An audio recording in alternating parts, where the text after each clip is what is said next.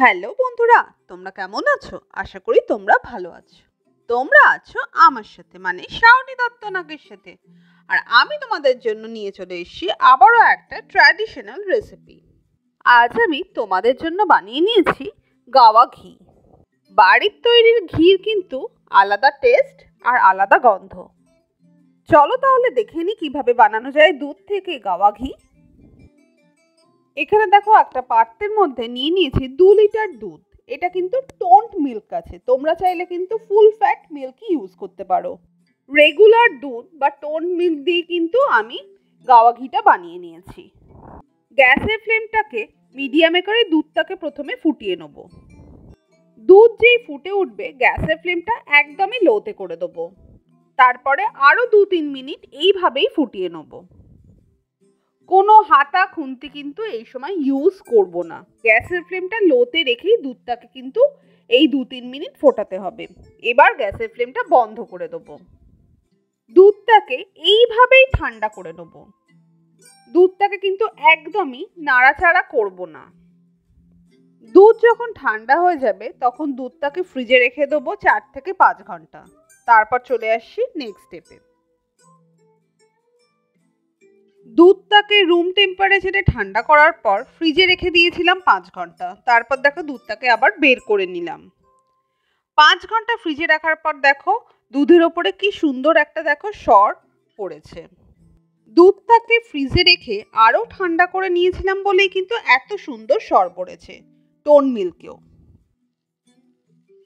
এর আগেও দেখো আমি এইভাবে সর জমিয়ে রেখেছিলাম। এইভাবে দুধের সর তুলে ফ্রিজারে কিন্তু তোমরা 3-4 মাস স্টোর করতে পারো। এই টিফিন বক্সটার ঢাকনা চাপা দিয়ে এটা ফ্রিজারে স্টোর করব। এক্ষেত্রে বলে রাখি, নর্মাল ফ্রিজে কিন্তু সর রাখলে সর কিন্তু নষ্ট হয়ে যাবে। ডিপ ফ্রিজে কিন্তু সরটা রেখে স্টোর করতে হবে, এটা কিন্তু খেয়াল রাখতে হবে। এখানে আমি 4 মাসের দুধের সর ডিপ ফ্রিজার থেকে বের করে নিয়েছি। 2 ঘন্টা আগে বের করে রেখেছিলাম ঠান্ডাটা কাটাবার জন্য। ফ্রিজারে রেখেছিলাম বলে সর দেখো এখনো কি ভালোই আছে, একদমই মনে হচ্ছে টাটকা সর। এদিকে দেখো একটা মিক্সিং জার নিয়ে নিয়েছি। টোটাল সরটাকে মিক্সিং জারের মধ্যে ট্রান্সফার করে দিলাম। ভালো করে পেস্ট করে নেব, জল ইউজ করব না একদমই। ভালো করে দেখো মিক্সিতে পেস্ট করে নিয়েছি। এবার হাতের সাহায্যে এটাকে ভালো করে মেখে নেব। 7 থেকে 8 মিনিট ধরে কিন্তু হাতের সাহায্যে মাখতে হবে। সরের মধ্যে দেখো একটা স্মুথ টেক্সচার চলে এসছে। ইলেকট্রিক বিটার দিয়েও কিন্তু খুব ভালো করে সরটাকে ফেটিয়ে নিতে পারো। এদিকে দেখো একটা কড়াই ভালো করে গরম করে নিয়েছি। গ্যাসের ফ্লেমটা এই সময় লোতে করে দেবো। এবার ফ্যাটানো সরটাকে এই কড়াইয়ের মধ্যে ট্রান্সফার করে নেব। কড়াইতে সর দিতেই দেখো আস্তে আস্তে গলতে শুরু করেছে। গ্যাসের ফ্লেমটা একদমই লোতে রাখবো আর সরটাকে কন্টিনিউয়াসলি নাড়তে থাকবো। এইভাবেই সরটাকে 20 থেকে 25 মিনিট হতে দিতে হবে। 22 মিনিটের মাথায় দেখো সরটা কিন্তু অনেকটা কমেও গেছে। ঘি কিন্তু সর থেকে আলাদা হতে শুরু করেছে। গ্যাসের ফ্লেমটা কিন্তু লোতেই রাখতে হবে আর কন্টিনিউয়াসলি কিন্তু সরটাকে নাড়তে হবে। এইভাবে সরটাকে কিন্তু আরো 20 থেকে 25 মিনিট ধরে কুক করতে হবে।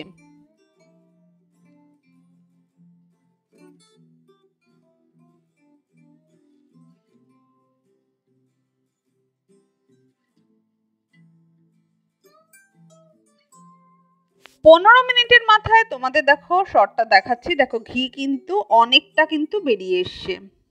পুরোপুরি ঘি তখনই বেরিয়ে আসবে যখন এই সরটা একদমই দেখবে কালো হয়ে গেছে। সেই জন্য আরো 10 মিনিট এইভাবেই কুক করতে হবে। অবশ্যই গ্যাসের ফ্লেমটা লোতে রেখেই কিন্তু কুক করতে হবে আর কন্টিনিউয়াসলি কিন্তু খুন্তি দিয়ে সরটাকে নাড়তে হবে।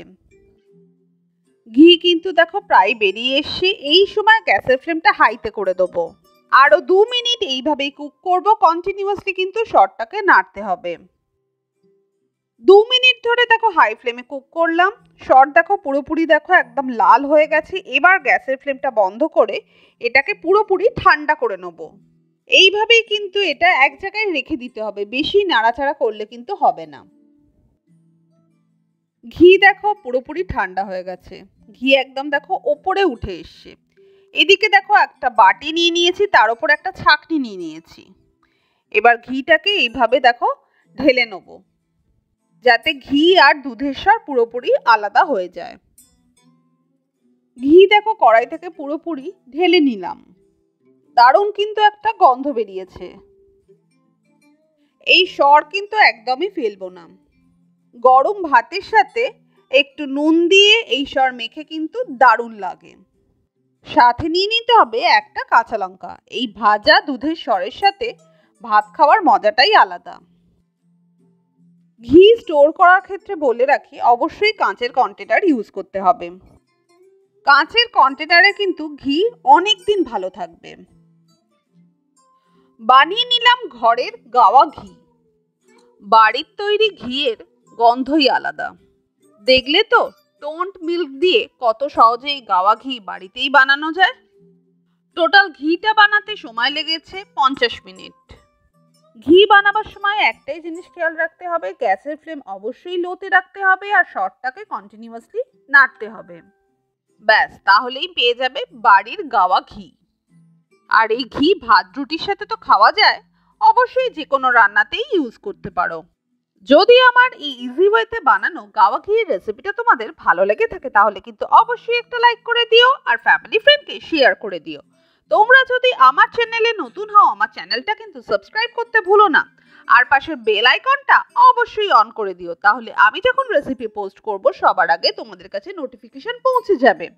বাড়িতে এইভাবে ইজি ওয়েতে গাওয়া ঘি বানিয়ে আমাকে কমেন্টে বলো যে তোমাদের ঘিটা কেমন হয়েছে। তাহলে চলো আজকে আসি, টাটা বাই বাই।